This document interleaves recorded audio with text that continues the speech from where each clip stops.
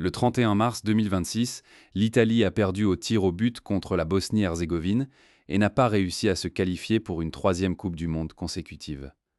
2 jours plus tard, le président de l'UEFA, Aleksander Čeferin, a pris la parole concernant l'organisation de l'Euro 2032 et a fait une déclaration majeure qui a encore approfondi la crise du football italien.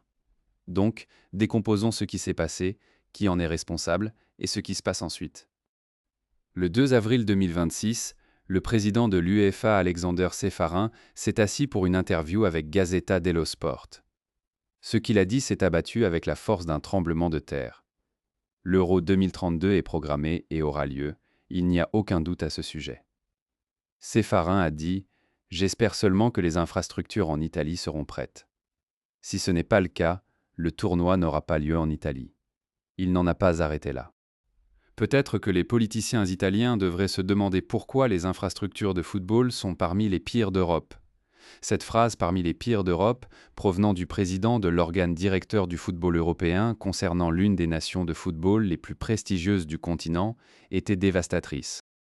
En juillet 2025, il a été rapporté que Čeferin avait critiqué à plusieurs reprises les infrastructures obsolètes de l'Italie, qualifiant ces stades de scandale, et avertissant les autorités que même de petits pays comme l'Albanie ont fait plus de progrès dans la construction de nouveaux stades modernes.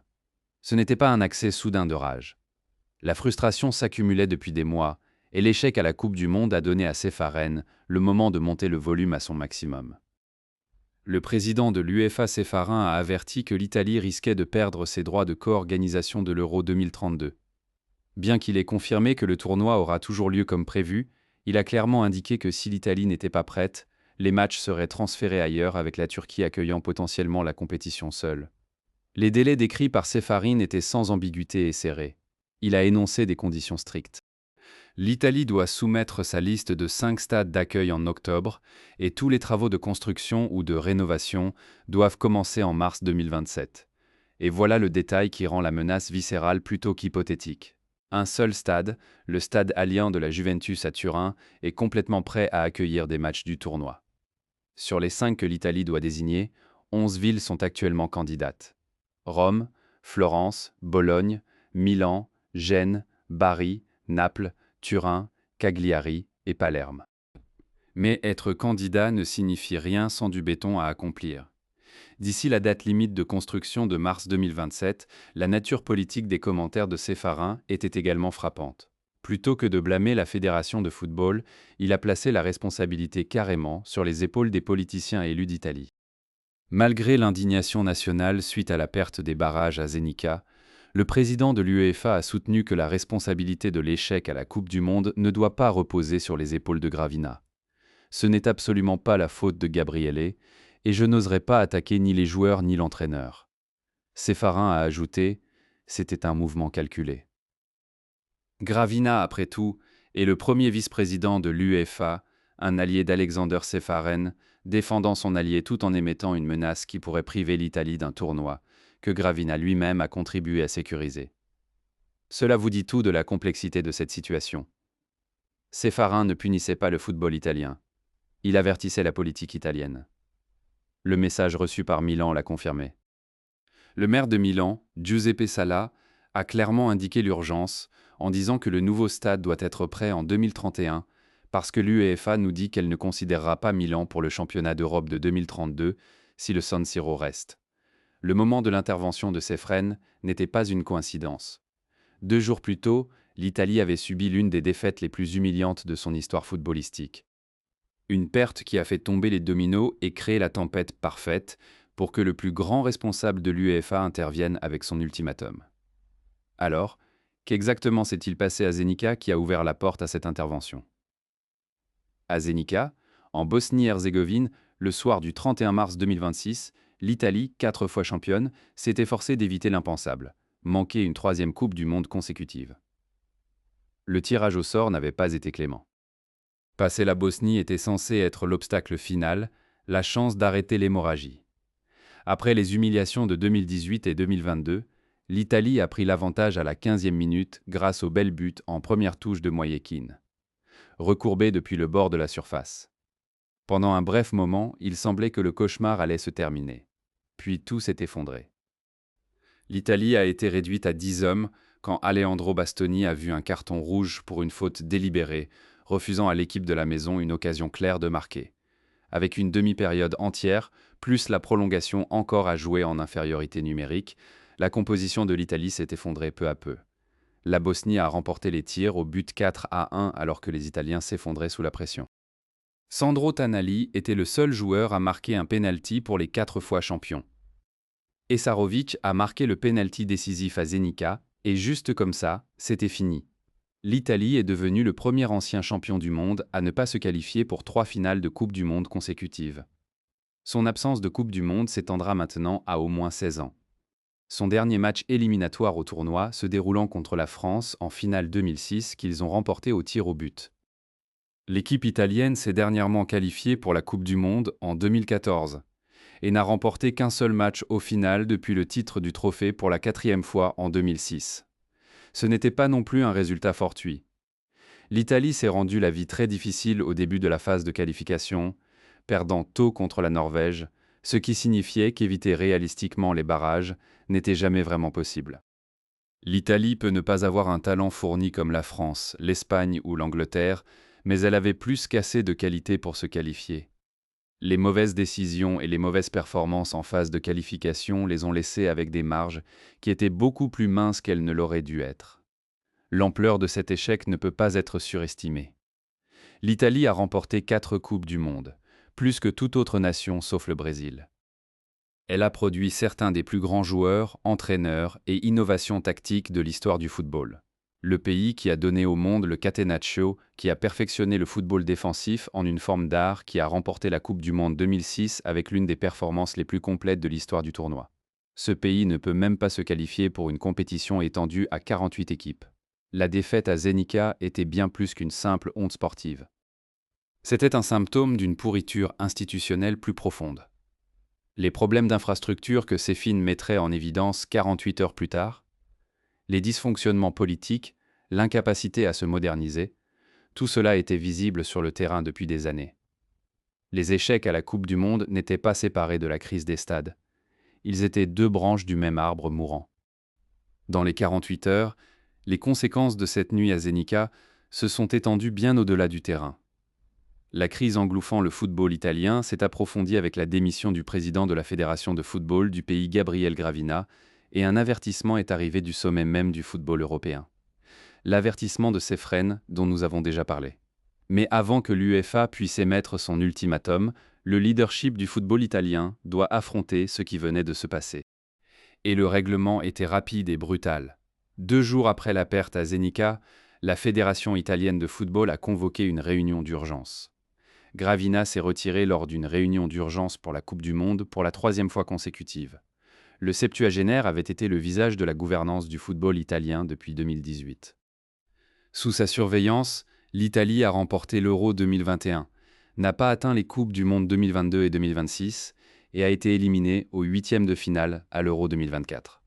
La pression politique sur Gravina était devenue écrasante. Le ministre des Sports italien Andrea Bodi avait appelé à un changement dans le leadership du football du pays, après que Gravina ait supervisé 2 séries de qualificatifs décevants pour la Coupe du Monde. Abodi n'a pas mâché ses mots. Il a dit qu'il est évident pour tous que le football italien doit être réorganisé et que ce processus doit commencer par un nouveau leadership à la IFIJC. Gravina, de son côté, a décrit la décision comme profondément personnelle. Il a déclaré aux reporters qu'après de nombreuses années, il y a un sentiment de grande amertume, mais de grande sérénité, ajoutant qu'il avait reçu le soutien et la proximité des composantes fédérales qui insistaient pour qu'il continue, mais que son choix personnel a été fait avec conviction et après mûre réflexion. Il n'était pas le seul domino à tomber. Son départ a été rapidement suivi par Gianluigi Buffon, qui a également démissionné de son rôle de chef de la délégation de l'équipe nationale. Buffon, le joueur avec le plus de sélections de tous les temps de l'Italie avec 176 apparitions, avait été instrumental dans la restructuration du dispositif de l'équipe nationale. Il était à l'origine de l'embauche de Gattuso. Quand il est parti, Buffon a dit « C'est justement de laisser à ceux qui viennent après moi la liberté de choisir qui me remplacera », ajoutant que représenter l'équipe nationale était un honneur et une passion qui m'ont incarné depuis que j'étais enfant. Puis est venu le changement d'entraîneur. Suite à la sortie décevante, la fédération a pris une décision difficile, renvoyant l'entraîneur-chef Gennaro Gattuso. En conséquence, Gattuso a été nommé en juin 2025 sur un contrat d'1 an, remplaçant Luciano Spalletti, qui a été renvoyé suite à la défaite 3-0 de l'Italie contre la Norvège. Dans leur match de groupe d'ouverture, son règne a duré environ 10 mois, un mandat défini entièrement par sa fin. L'ampleur de la purge institutionnelle était stupéfiante. Le président, le chef de la délégation et l'entraîneur-chef tous partis en quelques jours après un seul match de qualification. Les élections auront lieu le 22 juin pour élire un nouveau président de la fédération. Et ce n'est qu'après que l'Italie choisira probablement un nouvel entraîneur aussi. En attendant, des noms prestigieux comme Antonio Conte et Massimiliano Allegri ont été évoqués comme sauveurs potentiels pour diriger le projet de reconstruction. Giovanni Malago, l'ancien chef du comité olympique italien et chef du comité d'organisation Milan-Cortina 2026, a été largement mentionné comme successeur potentiel pour la présidence elle-même. Mais les départs au sommet n'étaient qu'une couche de la crise. Alors que la fédération se démène pour reconstruire son leadership, une menace bien plus conséquente se cristallisait. La menace que Sefren avait déjà articulée dans son interview. Son avertissement concernant les stades n'était pas abstrait. Il pointait vers une crise qui s'était forée depuis des décennies, une qui aucune quantité de nomination de manager. Les élections de la fédération pourraient résoudre à court terme. Le problème des stades était structurel, systémique et existentiel. Et cela remontait bien plus loin que quiconque ne voulait l'admettre. Pour comprendre la crise des stades en Italie, il faut revenir à l'été 1990. L'Italie a construit ou restructuré la plupart de ses plus grands stades pour la Coupe du Monde 1990, et beaucoup sont encore plus anciens. Ce tournoi, Italia 90, était un moment d'or, regardé par des milliards. Le comité d'organisation a explosé le budget. Plusieurs fois, le coût s'est élevé à plus de 7 000 milliards de lire, autour de 4 milliards d'euros. Pour cet argent, le pays a fini avec 12 stades rénovés ou nouvellement construits s'étendant de Turin à Palerme. Pendant un bref moment merveilleux, l'Italie était à l'avant-garde du design de stade. Mais cela a coïncidé avec le début de la marche irrésistible du football vers la modernisation. Les lieux qui avaient semblé futuristes en 1990 paraissaient terriblement obsolètes à la fin de la décennie alors que le football montait en gamme. Après que le cirque ait quitté la ville, l'Italie était restée avec un héritage d'infrastructures obsolètes et sous-utilisées et une gueule de bois financière qui a duré un quart de siècle. Maintenant, plus de 35 ans plus tard, ces mêmes stades forment l'épine dorsale du football italien et ils sont en difficulté. Le dernier redéveloppement d'infrastructures à l'échelle nationale remonte à Italia 90, qui date maintenant d'il y a plus de 35 ans. Depuis, c'est resté plutôt immobile, à part quelques exceptions. L'exception dans ce cas est un stade, le stade Allianz de la Juventus. Le lieu a ouvert en 2011, et c'est le seul grand stade planifié de zéro avec les services modernes de création de revenus à l'esprit. Le stade de la Juventus reste le seul grand stade appartenant à un club du pays. Le reste, la majorité des stades en Italie, sont appartenant à des municipalités, pas à des clubs. Cela signifie que bon nombre de ces stades ont été construits il y a des décennies et rénovés il y a des décennies, si jamais. C'est une mentalité des travaux publics, présentant les stades comme des monuments civiques plutôt que comme des actifs sportifs commerciaux. Les conséquences financières ont été brutales. Les clubs de série A ont généré seulement 440 millions d'euros de revenus de match en 2023-24, selon un rapport de Deloitte, moins de la moitié de ce que la Premier Ligue anglaise a généré en 2024. Le Santiago Bernabéu seul a généré 4 fois les revenus que le San Siro. Le San Siro a 100 ans, et cela se voit depuis un moment. Les chiffres dans toute l'Europe peignent un tableau encore plus dur. L'Italie n'a vu que 6 stades construits ou modernisés entre 2007 et 2024, comparé aux 19 de l'Allemagne, 13 de l'Angleterre et 12 de la France. Selon le cabinet de conseil PubLC, pour une nation qui se considère comme l'un des piliers du football mondial, cette disparité est extraordinaire. Et maintenant, comparez la position de l'Italie à celle de son co-hôte. Comparés aux stades italiens, les stades turcs peuvent avoir moins d'histoire, mais ils sont certainement en meilleur état et n'ont pas besoin de rénovation majeure. Contrairement aux Italiens, La Turquie ne devrait avoir aucun problème à soumettre ses 5 stades pour l'Euro 2032. La Turquie a investi massivement. Le stade olympique Atatürk à Istanbul a accueilli la finale de la Ligue des Champions 2023 et un tout nouveau stade d'une capacité de 45 000 places est en construction à Ankara. La Turquie a déjà 5 stades modernes prêts. L'Italie n'en a qu'un. Le contraste est embarrassant et au sein de l'UEFA, cela n'est pas passé inaperçu. L'Italie fait face à ce que les médias locaux appellent une honte nationale et une catastrophe. Alors que l'UEFA avertit, elle pourrait transférer tout le championnat de l'Euro 2032 à la Turquie.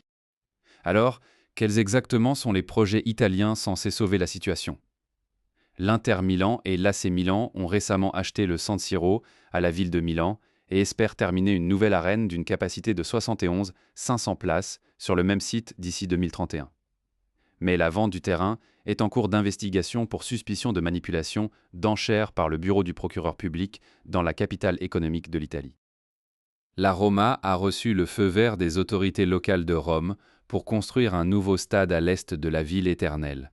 Alors que le stade Artemio Franchi de la Fiorentina est en cours de redéveloppement, les mises à niveau prévues du San Siro, du Stadio Diego Armando Maradona et du Stadio Artemio Franchi, ainsi qu'un nouveau stade proposé à Rome sont en course contre le temps avec une construction devant commencer en mars 2027. Le projet Maradona à Naples a un budget de 200 millions d'euros et a été présenté par le maire Gaetano Manfredi comme quelque chose qui doit être fait indépendamment de 2032. Ce seul commentaire révèle la danse délicate qui se déroule à travers les villes italiennes.